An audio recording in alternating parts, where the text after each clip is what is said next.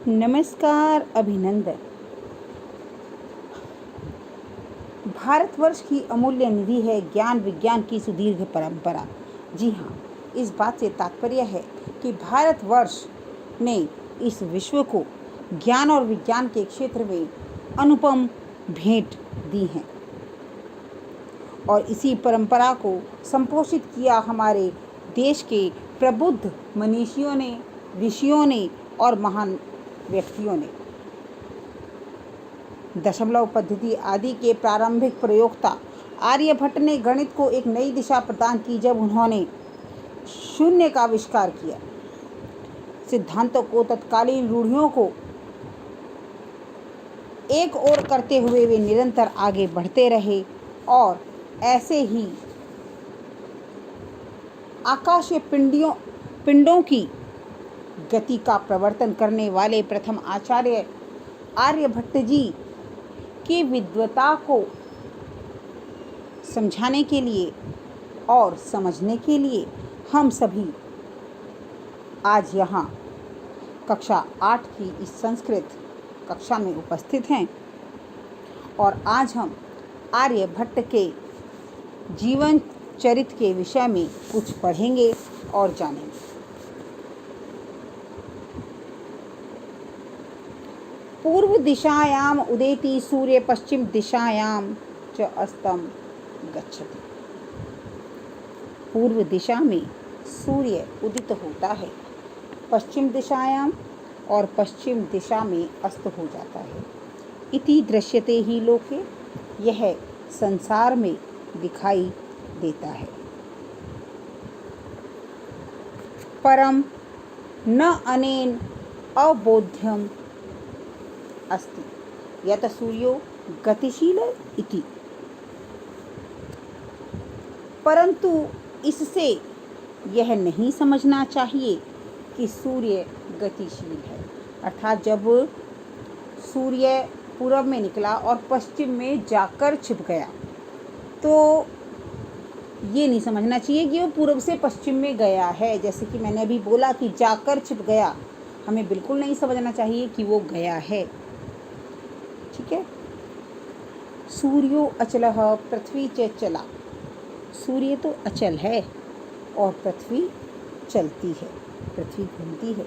या स्वीकीय अक्षे घूर्णति इति सांप्रतम सुस्थापितः।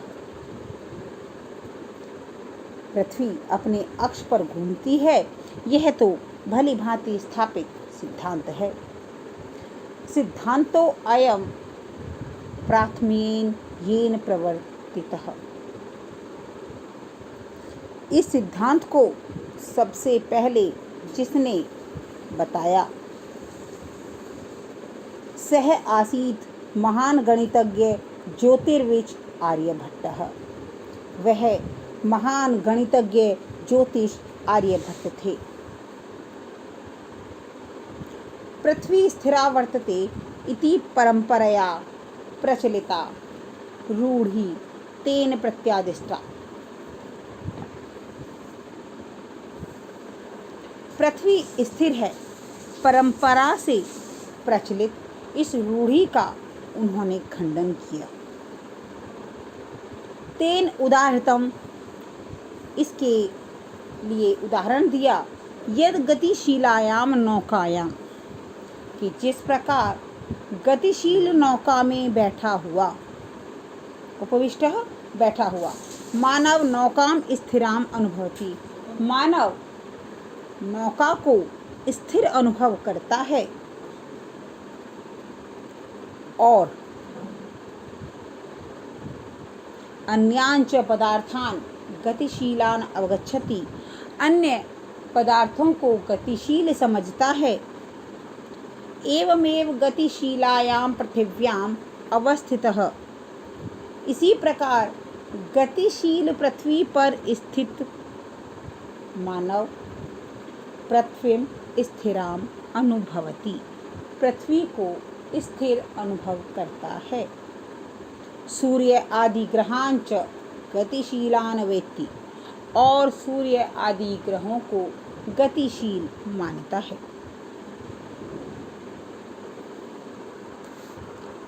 476 ख्रीस्ताब्दे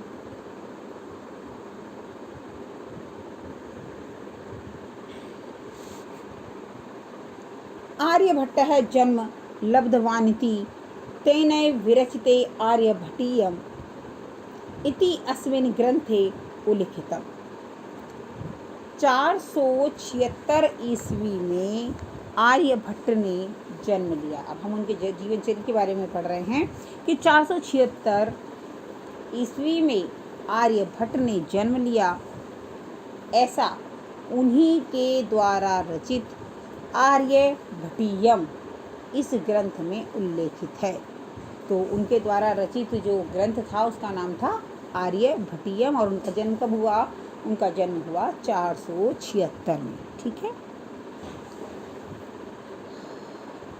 ग्रंथो अयम तेन त्रयोविंशतितमे वयसि विरचित है। यह ग्रंथ उन्होंने 23 वर्ष की आयु में लिखा।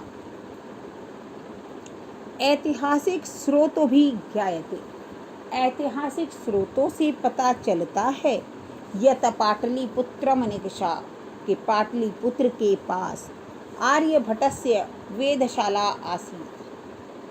पाटलिपुत्र के पास आर्यभट्ट की वेधशाला थी। वेधशाला कहते हैं उनका जो जहाँ पर वो आविष्कार करते थे, जहाँ पर वो रिसर्च किया करते थे, वो जगह।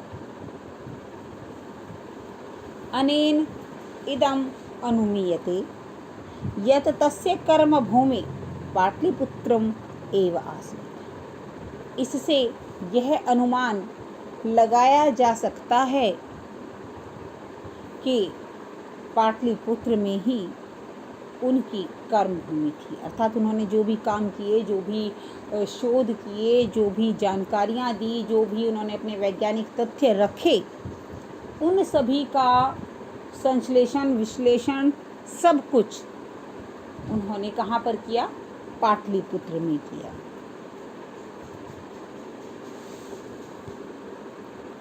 तो इस प्रकार इन 2 पैराग्राफ से, अनुच्छेदों से हमें पता चला कि पृथ्वी अपने अक्ष पर घूमती है।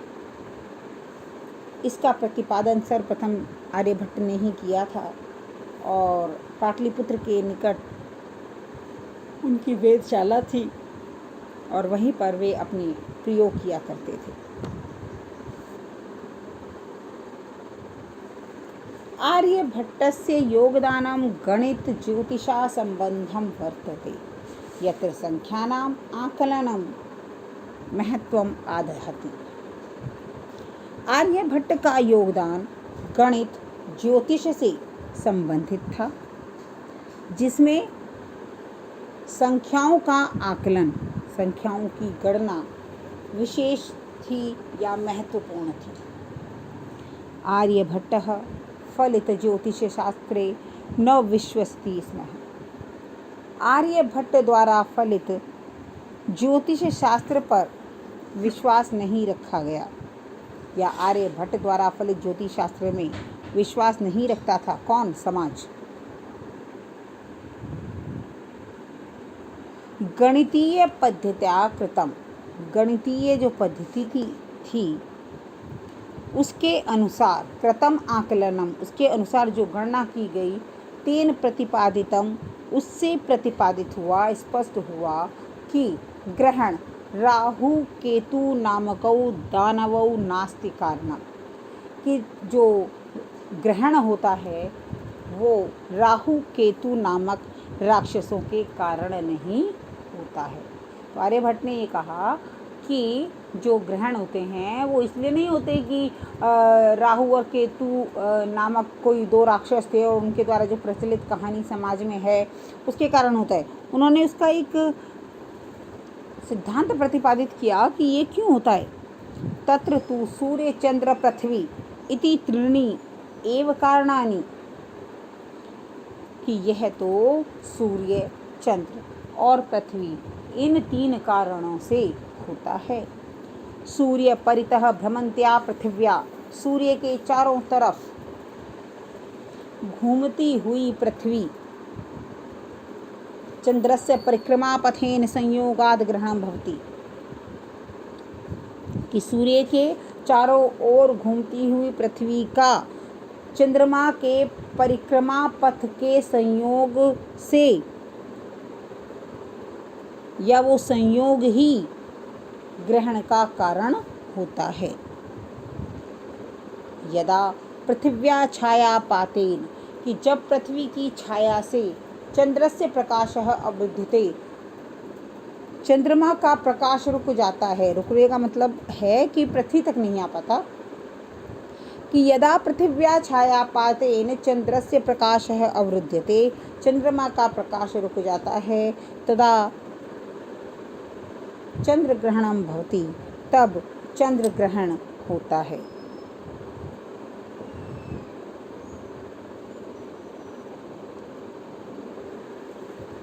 और तथा उसी प्रकार पृथ्वी सूर्योः मध्ये समागतस्य, जब पृथ्वी और सूर्य के बीच में चंद्रस्य छायापातेन, चंद्रमा की छाया के कारण सूर्य ग्रहण दिखाई देता है। समाजे नूतनानां विचाराणां स्वीकारे प्रायः सामान्य जना काठिन्यम अनुभवन्ति, कि समाज में नए विचारों को स्वीकार करने में प्रायः सामान्य लोगों को कठिनता का अनुभव होता है। अर्थात यदि बहुत एक कोई बात ऐसी जिसे हम पीढ़ी दर पीढ़ी मानते चले आ रहे हैं और अचानक से कोई कहेगा नहीं ऐसा नहीं होता, तो उसे स्वीकार करना कठिन होता है। यह इसका कहने का तात्पर्य है। भारतीय ज्योतिषशास्त्रे तथैव आर्यभट्टस्य विरोधः अभवत्। भारतीय ज्योतिष शास्त्र में उसी प्रकार आर्यभट्ट का भी विरोध हुआ। तस्य सिद्धांता उपेक्षिता, उनके सिद्धांत की उपेक्षा की गई। स पंडितम अन्यानाम उपहास पात्रम जातः, वह अन्य पंडितों के उपहास पात्र बने।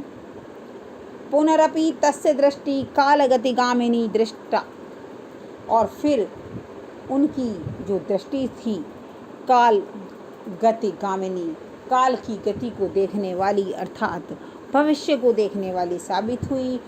आधुनिकै वैज्ञानिकै तस्मिन् तस्य च सिद्धान्ते समादरः प्रकटितः। आधुनिक वैज्ञानिक उनके सिद्धांत के प्रति आदर प्रकट करते हैं। अस्मादेव कारणात् अस्माकं प्रथमो उपग्रहस्य नाम आर्यभट्ट इति कृतम्, और इसी कारण से हमारे प्रथम उपग्रह का नाम भी आर्यभट्ट यह रखा गया। वस्तुतः भारतीयायाः गणित परंपराया अथ च विज्ञान परंपरायाः असौ एकः शिखर पुरुषः आसीत्, कि वास्तव में भारतीयों के लिए गणित परंपरा में और विज्ञान परंपरा में यह एक शिखर पुरुष थे। तो आप सभी ने देखा, सुना और पढ़ा आर्यभट्ट के बारे में, और जाना कि किस प्रकार आर्यभट्ट हमारी भारतीय संस्कृति के लिए महत्वपूर्ण हैं, कितने महत्वपूर्ण सिद्धांत उन्होंने प्रतिपादित किए। भले ही एक समय में उनका विरोध हुआ, किंतु समय के साथ साथ जब लोगों को सच्चाई का पता चला, उस चीज़ को उन्होंने जाना और समझा, तो उसे स्वीकार किया गया और उनके प्रति आदर प्रकट किया गया। इस प्रकार